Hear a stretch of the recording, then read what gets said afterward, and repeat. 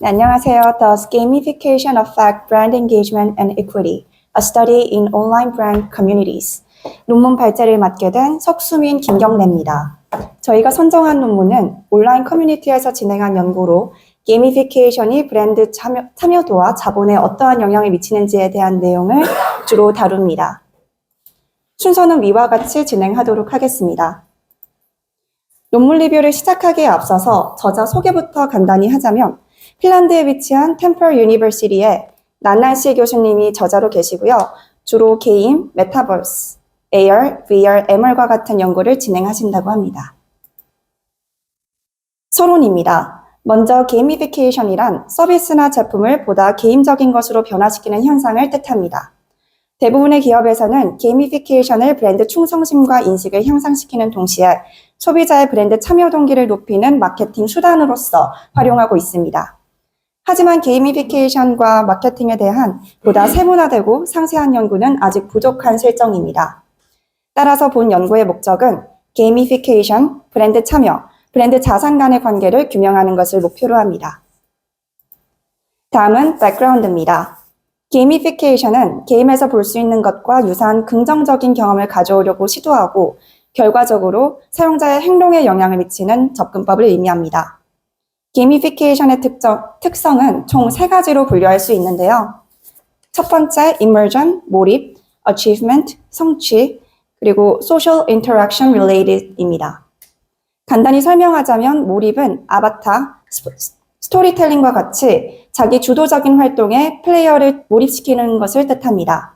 성취는 배지, 도전, 미션을 제공하는 것과 같이 플레이어들의 성취감을 높이는 것을 뜻합니다. 사회적 상호작용은 팀, 그룹, 경쟁과 같이 사회적으로 상호작용을 할 수 있도록 하는 기능을 뜻합니다. 마케팅 영역에서의 게이미피케이션이 비교적 새로운 영역임을 감안할 때 게이미피케이션과 브랜드 관련 변수 간의 관계를 조사한 연구는 소수에 불과하다는 것을 알 수 있었습니다. 테이블 1은 게이미피케이션과 브랜드 참여도에 관한 연구를 나열한 표인데요. 하지만 기존의 연구에는 한계점이 존재했습니다.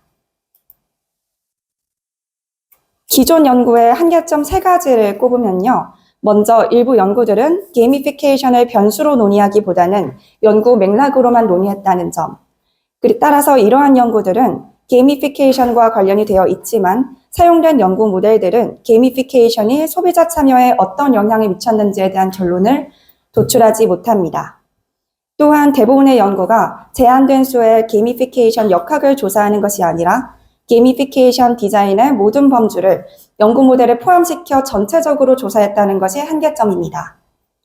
따라서 일반적으로 이러한 연구는 게이미피케이션을 사용하려는 사람들의 의도를 조사하는 것으로 되돌아가는 경우가 많은데요. 아직까지 게이미피케이션의 브랜드 자산에 미칠 수 있는 영향에 대한 경험적 증거가 부족하다고 볼 수 있습니다. 다음으로는 브랜드 인게이지먼트의 특징 3가지를 알려드릴 텐데요. 첫 번째는 emotional, cognitive, 그리고 social engagement로 분류할 수 있습니다. 먼저 첫 번째 특성인 감성은 게이미피케이션의 특성 중 몰입과 가장 깊은 연관성이 있는 것으로 나타났습니다. 두 번째 특성인 인지는 게이미피케이션의 특성 중 성취와 가장 깊은 연관성이 있는 것으로 나타났고요. 마지막 특성인 사회적 참여는 게이미피케이션의 특성 중 사회적 상호작용과 가장 깊은 연관성이 있는 것으로 나타났습니다. 그렇다면 각각의 특성이 어떠한 가설로 이어지는지에 대해서 살펴보도록 하겠습니다. 가설 1에 해당하는 몰입은 A. 긍정적이고 B. 다른 브랜드 참여 특성보다 감성의 영역에서 깊은 연관성이 있다고 가정합니다. 가설 2에 해당하는 성취는 A. 긍정적이고 B. 다른 브랜드 참여 특성보다 인지의 영역에서 가장 깊은 연관성이 있다고 가정합니다.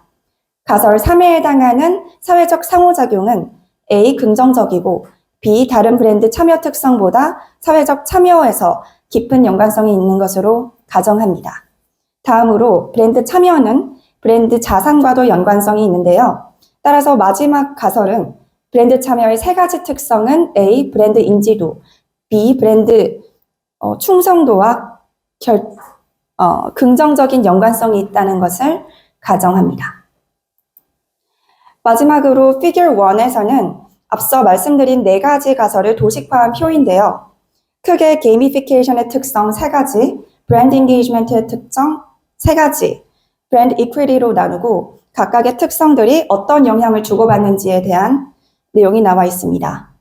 먼저 immersion이 emotional과 연관성이 있다는 가설 1, 그리고 성취가 인지와 연관성이 있다는 가설 2, social interaction이 social brand engagement와 연관성이 있다는 가설 3, 마지막으로 브랜드 참여 특성 3가지가 모두 브랜드 자본에 영향을 줄 것이라는 가설 4까지 한눈에 알아볼 수 있었습니다. 다음 내용부터는 김경래 학우가 이어서 진행하도록 하겠습니다. 네, 이 논문의 저자는 중국 내 브랜드의 샤오미와 화웨이의 브랜드 커뮤니티 내에서 온라인 설문조사를 실시하였습니다. 저자는 이때 13개의 게이미피케이션 기능을 요인으로 활용하였는데요. 먼저 그 3가지 요인인 immersion, achievement, social interaction 관련 항목으로 나누고 그 하위 요인으로 immersion 하위 항목으로 아바타와 virtual identity, 그리고 customization features, story 3개 요인을, achievement에는 medals and trophy, virtual currency and coins, point and score, 그리고 status bar and progress, level, ranking, 그리고 increasingly difficult task 7개 요인을 넣었습니다. 그리고 마지막 사회적 상호작용 관련 요인으로서는 팀과 social competition, 그리고 social network feature 3개 요인을 제시하였습니다. 또한 브랜드 참여 항목으로서는 emotional, cognitive, social, 그 브랜드 engagement로 분류하였으며 각각 5개, 4개, 6개의 질문을 제시하였고요. 마지막으로 브랜드 이퀄리티 관련 항목으로는 하위 요인으로 브랜드 어웨어니스와 브랜드 로열티를 제시하여 각각 5개, 4개 질문을 설정하였습니다. 다음으로는 전체 모델과 메저먼트 모델에 대해서 알아보도록 하겠습니다. 저희 전체 모델 적합성을 평가하기 위해서 대략적인 모델 적합도를 사용하여서 이런 적합도로는 SR, MR을 통해서 측정하였으면서 이 값은 0.081이었습니다. 이는 기준값과 유사한 값으로서 연구에 활용하기에 적합하다는 것을 알 수 있는 값입니다. 또한 저희 측정 모델로서는 구성 요소 기반의 PLS SEM을 사용하여서 측정 모델의 타당성과 신뢰성 그리고 경로 모델의 분석이 수행되었습니다. 저희 3가지 다른 게이미피케이션 상호작용은 formative construct, formative 구성으로 간주됩니다. 각 게이미피케이션의 기능의 빈도와 중요도는 공통 원인으로 가정되어서 항목 측정값의 변동이 구성의 변동을 유발한다고 가정하고 반면에 이와 반면에서 브랜드 참여와 브랜드 자본은 잠재 변수에 유발된다고 가정되는 지표를 가지고 있으므로 리플렉티브 모델로 간주할 수 있게 됩니다. 따라서 이 전체 모델을 봐보면 포메이티브 모델과 리플렉티브 모델 구성이 모두 포함되어 있다고 할 수 있겠습니다. 먼저 포메이티브 구조의 평가로서는 저희 리플렉티브 모델과는 달리 그 항목 간의 상관관계를 가정하는 대신 지표에서 형성되는 것이라고 할 수 있겠습니다. 저희 포메이티브 측정 모델의 공선성과 외부 타당성을 평가했는데요. 저희 공선성을 평가하기 위해서는 분산 팽창형의 VIF를 사용했는데 표 3의 모든 VIF 값이 3.3보다 낮아서 고중첩성이 우려되지 않음을 시사하고 있습니다. 또한 포메이티브 구조의 외부 타당성은 지표의 가중치와 로딩을 통해서 평가했습니다. 저희 명확히 지정된 포메이티브 구조는 통계적으로 유의한 가중치를 가져야 하지만 가중치가 통계적으로 유의하지 않더라도 높은 로딩을 가진 지표는 유지해야 한다고 저자는 평가했습니다. 그래서 일부 지표가 통계적으로는 좀 유의하지 않은 지표를 가지고 있었지만 모든 지표가 높은 로딩 값을 가졌기 때문에 외부 타당성이 적절하다는 것을 시사하였고 또한 일부 항목은 음의 가중치를 가졌지만 또 항목 간 상관관계는 모두 피어슨 상관 분석 결과에 따라서 양의 값으로 나타나였으며 이는 모델이 타당하다는 것을 뒷받침할 수 있습니다. 또한 리플렉티브 모델의 경우에는 신뢰성, 수렴 타당성, 두변 타당성을 평가하기 위해 확인적 요인 분석 CFA를 실시하였고요. 여기에서는 그 항목 SB2의 그 4번 문항이 그 로딩 값이 임계값 아래로 내려가서 해당 항목을 제거하고 이를 제거하니 크롬바크 알파 값과 AV 값이 만족스러운 값이 나왔습니다. 그리고 저희 구별 타당성의 경우에는 AV의 제곱근을 초과하지 않는 것으로 확인되었고 여기에서 또한 그 연구의 측정 항목은 적절한 타당성과 신뢰성을 보여주었다고 할 수 있겠습니다. 다음으로 결과에 대해서 말씀드리도록 하겠습니다.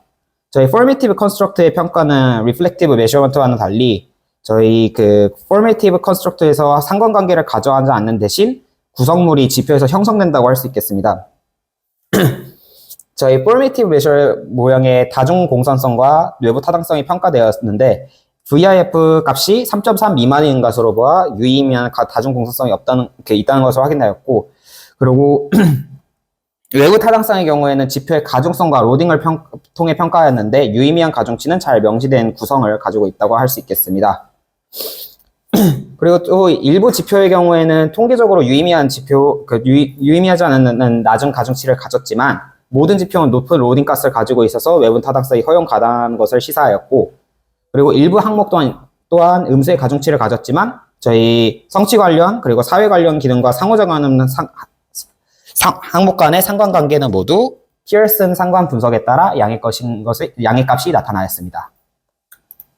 마지막으로 논의와 결론에 대해서 말씀드리도록 하겠습니다. 저희 이 연구는 게이미피케이션이 브랜드 관리에 미치는 영향을 조사하여서 브랜드 참여와 브랜드 자본 간의 관계를 밝혔습니다.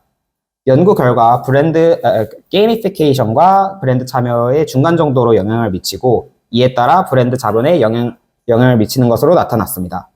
이 연구는 기존의 연구들과는 달리 게이미피케이션이 그 브랜드 참여에 미치는 영향을 더욱더 포괄적으로 분석하고 그래서 감정적, 인지적, 사회적 브랜드 참여를 고려했습니다.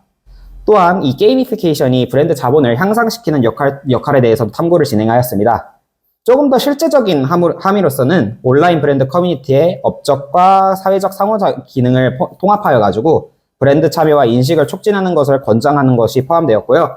게이미피케이션이 사용자의 내재적인 동기를 충족시키려는 목적을 가지고 있으며 이는 고객의 참여와 브랜드 자본 증가로 이어질 수 있습니다.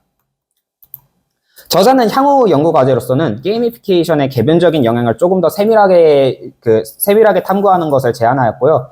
그와 동시에 큰 이론적 시각을 잃을 수도 있으니 그 부분에선 좀 주의해야 될 것 같다라는 의견을 제시하였습니다. 또한 설문 기반 데이터는 회상 관련 편향에 영향을 받을 수 있으므로 온라인 동적 지표나 웹사이트 데이터베이스를 사용하여서 더 정확한 데이터를 얻을 수 있을 것 같다라고 제안하였고요. 또 브랜드 자본에 대한 소비자 인식에 중점을 둔 것은 주목할 만한 측면이지만 저희 이번 연구 관련해서는 브랜드 인식과 연관성을 별도로 측정하지는 않았습니다. 또한 문화적 및 맥락적 차이는 연구 결과의 일반성에 영향을 미칠 수 있으므로 이 부분에 대해서 전 국가적인 연구가 필요할 것이라고 또 판단하였습니다. 또한 향후 연구 과제로서는 게이미피케이션과 브랜드 참여 간의 조절 효과를 게임 경력 그리고 플레이어 유형 및 인구 특성과 같은 요인을 기반으로 탐구해보고 싶다고도 말하였습니다. 이상으로 저희 발제를 모두 마치도록 하겠습니다.